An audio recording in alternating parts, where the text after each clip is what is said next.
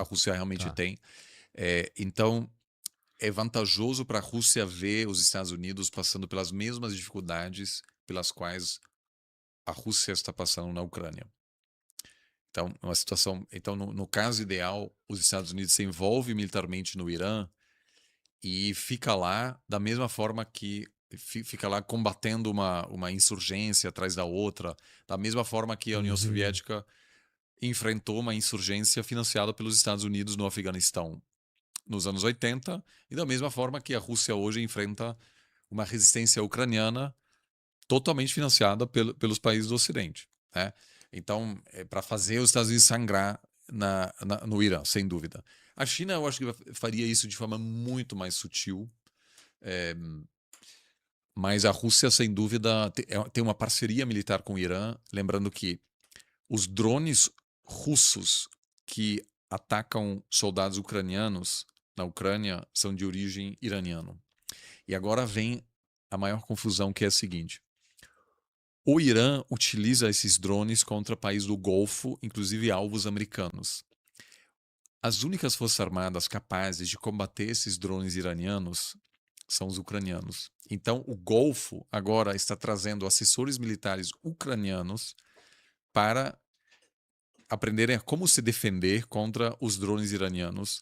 Então, você vai ter a Rússia dando inteligência aos iranianos que atacam o país do Golfo. Uhum.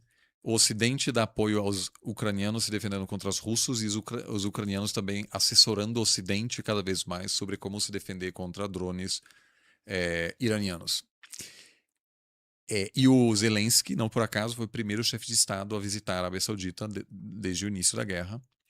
Então, a Rússia está se beneficiando, mas a Ucrânia pode se transformar num grande fornecedor de inteligência e Que coisa, tecnologia militar, porque as forças armadas ucranianas hoje são, junto com os russos e os iranianos, entre os mais sofisticados em guerra de drones. Que, aliás, é uma grande preocupação americana. Eu conversei com um ex-militar americano que esteve por anos no Iraque, na guerra no Iraque. Ele me disse que uma operação em solo iraniano colocaria as tropas em grande risco, porque os Estados Unidos estão tecnologicamente atrás da Ucrânia no que diz respeito à defesa contra drones. Uhum. Porque a lógica dos drones, na verdade, é econômica. Você joga tantos drones que custam $10.000 por drone, e os Estados Unidos manda mísseis caríssimos para abater cada drone, e simplesmente, em algum momento, acaba o estoque de mísseis porque custam milhões. Eu vi, É, cara, segunda-feira eu conversei aqui com o Farinazo, ele me mostrou um avião dos Estados Unidos, que eles tinham por volta de 14 aviões desses aí, que foi destruído por um drone, um avião de 50 milhões de exato, dólares. exato, exato.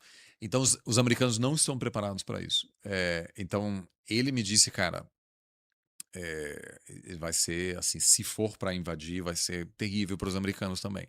Em parte porque a liderança militar iraniana enxerga esse conflito como uma luta existencial. Aham. Então, assim, não existe. Será que. Ou seja, não existe essa preocupação que o Trump tem. Será que essa guerra afeta a minha chance de Uhum. vencer a próxima eleição? Será que impacta muito a economia? Os Cara, iranianos estão lá com tudo, o obviamente, Trump né? é uma mula, no fim das contas. É, Porque me parece o seguinte, ó. É, ele deu um presente pra todo mundo. Ele deu um presente pra todo mundo. Que assim, menos pros caras que estão morrendo lá. Mas veja, o regime corre o risco de sair fortalecido. É, os caras dentro, os caras da oposição dele tem argumentos pra atrapalhá-lo ali. E o que você acha você acha que ele precisava disso, cara, Trump? Por que diabo ele foi atacar o Irã? O que tá passando na cabeça dele? Porque era só ele ficar quieto, não era? Era é, muito mais interessante pro é. Netanyahu do que O, pro Trump, porra. Não sei. o Irã não. O Irã é um adversário estratégico muito sério dos Estados Unidos no Oriente Médio, ou seja, é, continua financiando grupos que ameaçam e atacam aliados dos Estados Unidos, como Israel, por exemplo. Ou seja, Mas eles não já não é um estavam país. enfraquecidos? Totalmente, assim, muito Exato. enfraquecido É, militarmente. Mas eu estou dizendo assim, não é assim que temos uma ótima relação com o Irã, então deixa crise. perfeito. Não é assim, é uma situação tensa. Agora, Trump se elegeu dizendo a gente precisa se retirar do Perfeito. Oriente Médio. Então, o que Porra. ocorreu é que pessoas perto do presidente, isso pode incluir o primeiro-ministro israelense, sugeriram a Trump que eles estão próximos ao colapso e fazendo uma pequena ação militar, a gente consegue se projetar como os grandes. O Trump conseguirá entrar na história como quem derrubou a República Islâmica. A gente não sabe, mas a gente supõe que um afago ali no ego do Trump Claro, pode fazer. claro. Mas aí, de novo, assim, o Netanyahu certamente não esconde a sua tentativa de convencer, de há anos convencer presidentes americanos a entrarem em guerra contra o Irã. Ou seja, não se trata de algo que é desconhecido ou secreto, etc.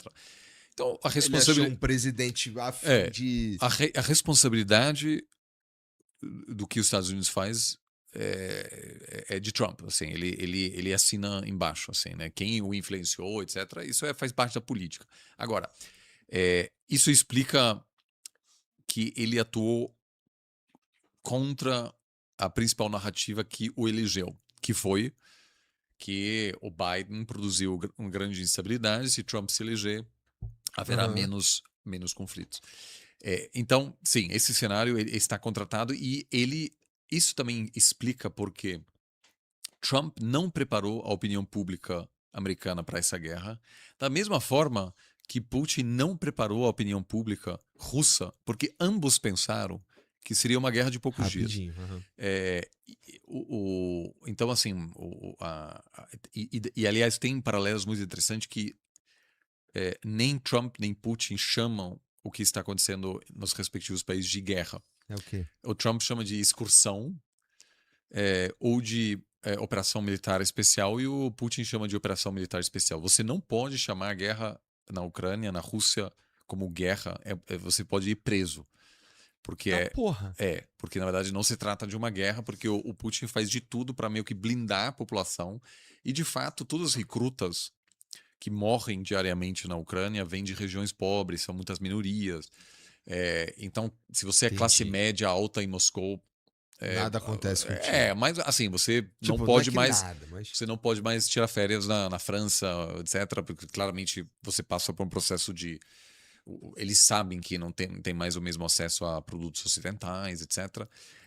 Mas é a mesma lógica que mostra que grandes potências que têm o potencial militar cometem erros com frequência.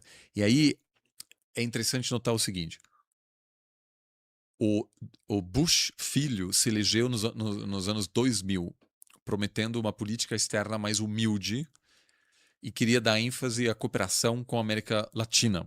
E a primeira viagem do Bush foi ao México. E ele fala um pouco de espanhol, etc. Ou seja, era pessoalmente, genuinamente interessado em América Latina. E acabou invadindo o Afeganistão e o Iraque, depois do 11 de setembro. Obama se elegeu prometendo menos guerra e acabou interferindo militarmente, apesar de não enviar tropas, mas no Iêmen, na Líbia, derrubou Gaddafi, aumentou a presença de tropas no Afeganistão. E o Trump também se elegeu assim e acabou atacando o Irã. E aí existe um debate interessante sobre por que isso acontece. E, obviamente, pode ter um lobby da indústria militar, etc., que constantemente fala sobre a necessidade de aumentar gastos militares, etc. Isso, sem dúvida, tem. Mas os Estados Unidos também estão protegidos militarmente. Então, vamos supor que aquilo vai se tornar num segundo Vietnã. O risco do Irã atacar os Estados Unidos é zero. Ou seja, pode ter um